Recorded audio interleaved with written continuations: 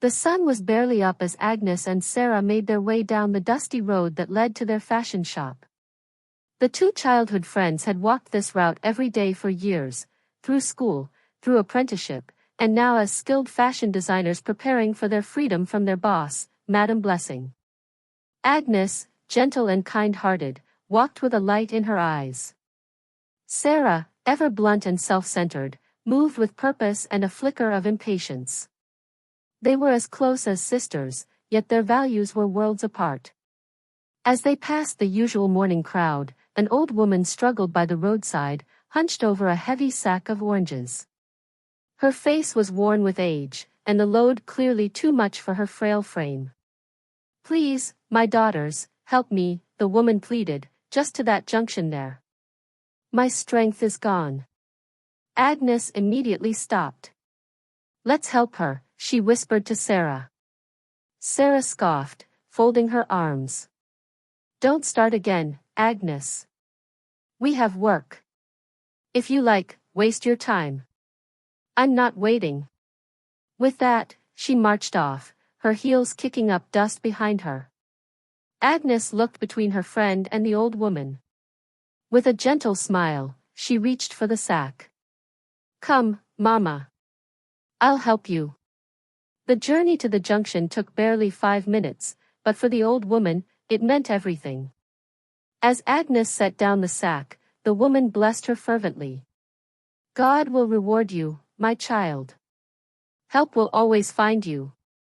Flushed but smiling, Agnes hurried back to the shop only to walk into a storm. Madame Blessing, hands on hips, stared her down. "Why are you late, Agnes? And where's Sarah?" She came ahead. "I stopped to help an old woman carry something." Madame Blessing turned to Sarah, who stood in a corner with folded arms. "Sarah, what happened?" "She followed one guy to the junction," Sarah said sharply, her voice dripping with envy. "What?" Agnes was stunned. "That's a lie." Sarah looked away, guilt flickering in her eyes. "I'm just tired of Agnes always playing saint, always helping everyone. This is business." Madame Blessing's expression softened as she turned to Agnes. "Never stop being kind. One day that kindness will return to you, Agnes." From that moment, something shifted between the girls. Agnes felt the sting of betrayal, but her heart remained pure. Sarah, though she pretended otherwise, felt the weight of something she couldn't name, jealousy. Neither of them could have guessed that a sack of oranges and a simple act of kindness would be the doorway to a destiny neither of them imagined. Months passed. Agnes and Sarah continued working hard, preparing for their upcoming freedom, a tradition in their fashion trade that marked the end of apprenticeship and the beginning of personal business. Though they still shared laughter and daily routines, something had changed. Agnes could feel the distance between them like an invisible wall Sarah refused to tear down. One afternoon, as the girls walked home from the market, their conversation was interrupted by the sudden screech of tires. A sleek black SUV slowed beside them, its windows tinted, engine humming like royalty on wheels. Agnes and Sarah paused, and the back window rolled down. "Hello?" A deep, warm voice called. A neatly dressed man sat in the driver's seat. Behind him, the door opened, and an elderly woman stepped out. Agnes gasped. "Mama," she said, blinking. It was the same old woman from that day, the orange sack, the junction, the prayers. "My daughter," the woman beamed. "You remember me?" "Of course," Agnes smiled brightly, her heart racing. "You look different." The woman laughed. "That day I was dressed for the market. I just wanted to buy local oranges for my son. This is my car. And this," she gestured to the handsome man behind the wheel, "is my son, James. He just returned from the U.S. James stepped out and gave Agnes a charming smile. "So you're the angel who helped my mother." She told me everything. "It was nothing," Agnes said, suddenly shy. Sarah's eyes were fixed on James. She couldn't look away. Her heart pounded, not from admiration, but from ambition. This was a man with money, class, future. And he was fine. "Is this your friend?" James asked, nodding towards Sarah. "Yes," Agnes said politely. "My childhood friend. We live in the same compound." James extended a hand. "Nice to meet you." Sarah practically melted. "I'm Sarah," she said, almost purring. James chuckled lightly and turned back to Agnes. His mother pulled out a card and pressed it into Agnes's hand. "Call me. We need to talk." Before they could say more, the woman and her son got back into the SUV and drove off, leaving behind a cloud of dust and a storm of emotions. Sarah turned to Agnes, eyes glinting. "I like that James. He's perfect. And since you have his mom's number, that means I can reach him too." Agnes raised a brow. "Sarah, we're trying to gather money for our freedom." "Focus." "I am focused," Sarah muttered, half joking, half serious. "Focused on my future husband." But in the SUV, James was talking. "That girl, Sarah," he said. "She's beautiful." His mother frowned. "She's the same one who mocked me when I begged for help. I asked her first, she said no." Agnes came after. "She's the one with the good heart." James paused. "Really?" "Yes. And I'm telling you now, my son, don't be fooled by beauty. Marry character." James nodded slowly. "I'll wait for Agnes' call." Destiny had started to unfold, and one heart was about to burn with envy. That evening, Agnes couldn't stop thinking about the encounter, the old woman's transformation, the luxury car, and especially James. The way he looked at her with such calm admiration. She hesitated as she held the card in her hand. Should she call? Finally, she gathered the courage and dialed the number. "Hello," came the warm voice of the old woman. "Good evening, Ma. It's Agnes, the girl who helped you that day." A delighted laugh echoed through the phone. "Oh, my dear. I was waiting for your call. My son James would like to send you something small to support your fashion journey, and he wants to speak with you." Agnes hesitated. "Okay, Ma. Thank you." Later that night, James called. His voice was soft and respectful. "Hi Agnes. I just wanted to say thank you again. I'd love to take you out for lunch tomorrow if you're free." Agnes smiled, though her heart raced. "I'll think about it." The next morning, she told Sarah while they swept the shop floor. Sarah froze. "He called you?" "Yes," Agnes said cautiously. "He said he wants to take me out today." Sarah's eyes twitched, though her lips stretched into a fake smile. "Wow, that's great. James is cool. He's all yours. Try your luck." Agnes could sense the bitterness under the words, but she smiled and nodded, saying nothing more. That evening, James arrived in another luxury car. Agnes stepped out of the house wearing a simple but elegant dress she'd sewn herself, peach fabric with delicate silver embroidery. Her natural beauty glowed under the setting sun. From her window, Sarah watched silently. As Agnes walked to the car, James opened the door for her like a gentleman. She got in, and they drove off. Tears welled up in Sarah's eyes. She clenched her fists. "It should have been me," she whispered. At the restaurant, Agnes felt like a princess. The place was classy, glass chandeliers, soft jazz playing in the background. James listened attentively as Agnes spoke about her dreams of owning a fashion studio. "You'll have it, Agnes," James said confidently. "I believe in your future. In fact, I have a big plan for you." By the time Agnes returned home, her heart was light. She rushed to Sarah's room, eager to share. "Sarah," she called. "The dinner was amazing. He's really nice. He said he has a big plan for me." Sarah forced another smile. "Wow, that's so nice." But inside, her heart was a storm. A few minutes later, she casually asked, "Let me borrow your phone for a moment." "Sure," Agnes said, handing it over without suspicion. Sarah walked to the toilet with the phone, copied James's number quietly, then returned it. That night, Sarah waited until Agnes was asleep. Then she called James. "You don't know who you're falling for," she said coldly. "Agnes is a prostitute. Almost every man in this area has slept with her." James froze on the other end. "What?" "I'm her friend." "Just telling you the truth," Sarah added before ending the call. Sarah sat back in darkness, heart racing. She had crossed a line, and the consequences would come fast. The next morning, Agnes hummed as she prepared breakfast. Her heart was full. James had promised to visit later that day. Maybe, just maybe, this was the beginning of something beautiful.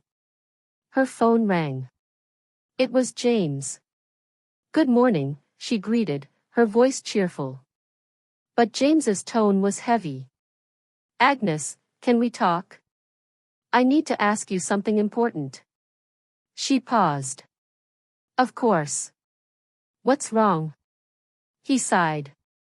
"Last night I got a call. Someone said, you're not who you appear to be. That you've been with many men. That you're a prostitute." Agnes dropped the spoon in her hand. "What?" "They said almost every man in your area has slept with you." Tears welled up in Agnes's eyes. "That's a lie, James. I've never. I swear I've never been with anyone. I'm a virgin." Silence. Then James spoke, his voice trembling with disbelief. "You're a..." "Yes," Agnes whispered. "Why would anyone say that about me?" James sat on his couch, stunned. "Do you have any idea who might have called?" Agnes thought for a moment. Then it hit her. Her chest tightened. "James, did the person say she was my friend?" "Yeah, I..." She closed her eyes in pain. "It was Sarah." "What?" "Yes. Sarah has been acting strange ever since we met you. She copied your number from my phone. I didn't think much of it, but now it all makes sense." James clenched his jaw. "We're going to her house. Now." Minutes later, James and Agnes stood outside Sarah's door. She opened it with surprise, still in her wrapper. "Agnes?" "James? What's going on?" James stepped forward. "Did you call me last night and lie about Agnes?" Sarah's eyes darted. "Me? No. Why would I? You told me she was a prostitute. That every man in your street had slept with her." Sarah's lips trembled. I was angry. I'm sorry." Agnes's eyes burned with tears. "Why, Sarah? Why would you do that to me?" Sarah looked away, ashamed. "Because I liked him too. And you always get everything. People like you, praise you, and now this. I just wanted something for myself." James turned to Agnes. "You were right. She's not a friend." Agnes stood quietly, heartbroken. Not by James, but by Sarah. The girl who grew up beside her, shared food, laughter, dreams, now turned into someone she barely recognized. Later that week, James came with his mother to visit Agnes's parents. Formal introductions were made, and wedding plans were set in motion. The ceremony was elegant. Wealthy guests, flowing gowns, and pure joy filled the air. But Sarah didn't attend. From her window, she watched as the convoy of cars drove off, taking Agnes to the airport, off to a new life abroad with James. Her room was dark, her heart heavier than ever. Weeks passed. One night, Sarah sat alone, scrolling through Facebook. She found Agnes's profile, photos of her glowing in her new home, laughing beside James. Tears dropped onto her phone screen. She opened the message box and typed, "Agnes, I'm sorry for everything. Please help me. I'm suffering." She hit send. Now, it was Agnes's turn to decide. The evening breeze whispered through the window as Agnes sat on the couch in her new home in Texas. The walls around her were white and serene, decorated with her sketches and fashion boards. Her dream was beginning to take shape. James had bought her sewing machines, fabrics from around the world, and was helping her open her own studio. She smiled at a design on her tablet. Life felt like a blessing. Then her phone buzzed. A message from Sarah. "Agnes, I'm sorry for everything. Please help me. I'm suffering." Her smile faded. The air grew still. Agnes stared at the message, heart pounding. After all the lies, after the betrayal, now this? She locked the phone and stood up, pacing. She could still hear Sarah's voice mocking her goodness, lying to James, nearly ruining the only pure relationship she had ever known. James walked into the room holding 2 mugs of hot chocolate. "You okay?" he asked. She hesitated, then handed him the phone. He read the message slowly, then looked up. "Wow. That's bold." "She says she's suffering," Agnes whispered, folding her arms. James raised a brow. "And I don't know what to do," she added, eyes glassy. "She was like a sister. We grew up together, played under the same mango tree. And then she tried to destroy me." James placed the mugs down. "Agnes, you have every right to ignore her. But I know your heart, and that heart once helped an old woman carry oranges." They were silent for a moment. "Do you want to reply to her?" he asked softly. Agnes bit her lip, then nodded. She picked up her phone and typed, "Sarah, I've not forgotten what you did. You tried to ruin me out of jealousy. You lied, and it hurt me deeply. But I won't carry bitterness. Tell me, how exactly do you want me to help you?" She hit send. Back in Nigeria, Sarah sat on her mattress in the tiny one-room apartment she now rented. Her life had crumbled since Agnes left. Their boss refused to help her after the truth about her lies came out. She was broke, hungry, and tired of pretending. When Agnes's reply came in, Sarah burst into tears. She quickly typed, "I just need a fresh start. I'm good at fashion. I've learned my lesson. Please, even if it's small, help me with a machine. I'll pay you back." Agnes read the message and leaned back.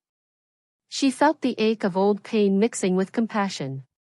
Memories of their childhood together flooded in. Sarah wasn't always cruel. Something had changed her. That night, Agnes prayed, not just for direction, but for peace. The next morning, she sent Sarah a voice note. "I will send you money to buy the machine, but not for payback. Consider it grace. Do something better with your life, Sarah. Don't let bitterness define you." Sarah dropped the phone and wept. She had been given something she never expected, mercy. Sarah stared at her phone in disbelief, 2 million naira received from Agnes. She read the transaction alert over and over as if it might disappear. But it didn't. It was real. Agnes had done exactly what she promised, sent money to help her start over. No one had ever shown her that kind of mercy, especially not someone she had tried to destroy. A quiet knock on her conscience echoed inside her. The memory of that day came flooding back, her lie to James, her envy, her cold words, the satisfaction she felt when she saw Agnes cry. And now the very girl she tore down had built her back up. Sarah placed her phone on the table and sat on the floor beside it, tears streaming freely. It wasn't just money. It was forgiveness wrapped in kindness. She didn't wait. The very next morning, she went to the market with purpose. She negotiated like her life depended on it. And in a way, it did. She bought a brand new sewing machine, 3 yards each of vibrant fabrics, needles, and thread. She even found a cheap folding table to serve as her workspace. That night, she rearranged her small one-room apartment. Her mattress went to the corner, and the sewing station claimed the best spot. She plugged in the machine, ran her fingers over its frame, and whispered, "Thank you, Agnes." Days turned into weeks. Sarah worked non-stop. She started with minor alterations in the neighborhood, hemming trousers, fixing zippers. Then came custom orders. Her creativity, once buried under pride and jealousy, started to bloom again. And this time, something had changed. She no longer sewed with a heart full of competition. She sewed with humility. One day, she posted on Facebook. "Sometimes the person you envy is the one God sent to bless you. Agnes, you gave me a second chance. I'll make you proud." The post spread like wildfire. Comments poured in, some praising Agnes, others applauding Sarah's transformation. Meanwhile, in Texas, Agnes saw the post and felt her heart swell. She didn't comment. She didn't even like it. She just smiled quietly and whispered, "God, thank you." James walked in with 2 cups of coffee. "Something good?" he asked. Agnes nodded. "Sarah's changing. She's really trying." He leaned over and kissed her forehead. "That's your spirit working through her." Agnes opened her laptop and continued working on her upcoming fashion collection, her first big show in the U.S. And as she sewed, she thought of how one small act, helping an old woman with a sack of oranges, had led to a life she never imagined. Back in Nigeria, Sarah finished a stunning dress for a client's birthday. As she tied the final stitch, she whispered, "This is not just thread and fabric. This is grace." The 2 girls were no longer walking the same path. But for the first time in a long time, they were both walking in the right direction. The next day, Sarah messaged her again, not asking for anything, but saying thank you again and again. And this time, her words were not laced with bitterness or hidden motives. "I'm doing better now," she wrote. "I've paid the shop rent for 6 months. I get steady customers. And guess what? I started training 2 younger girls in the area. I want to give them what Madam Blessing gave us. I want to do better." Agnes replied with a smile emoji and a simple line. "You already are." Months later, Agnes returned to Nigeria for a major fashion exhibition. She was one of the international guests of honor, and her collection was the highlight of the show. As she stepped onto the stage to deliver her closing remarks, she spotted a familiar figure standing quietly in the back, dressed in an elegant, beautifully tailored gown. When the event ended, Sarah approached slowly. For a second, the 2 women just looked at each other. Then, without a word, Sarah opened her arms and stepped into the hug. Light. Healing. Real. "I'm proud of you," Agnes whispered.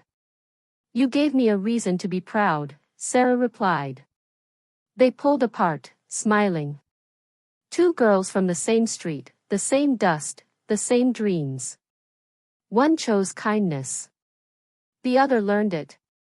And in the end, it wasn't about who won James, or who went abroad, or who had more clients. It was about redemption, forgiveness, and the courage to begin again. If you were in Agnes' position, after all the lies and betrayal, would you forgive Sarah and help her, or ignore her message and move on? Drop your answer in the comments. We want to hear your thoughts. Thank you for watching. Please like, share, and subscribe.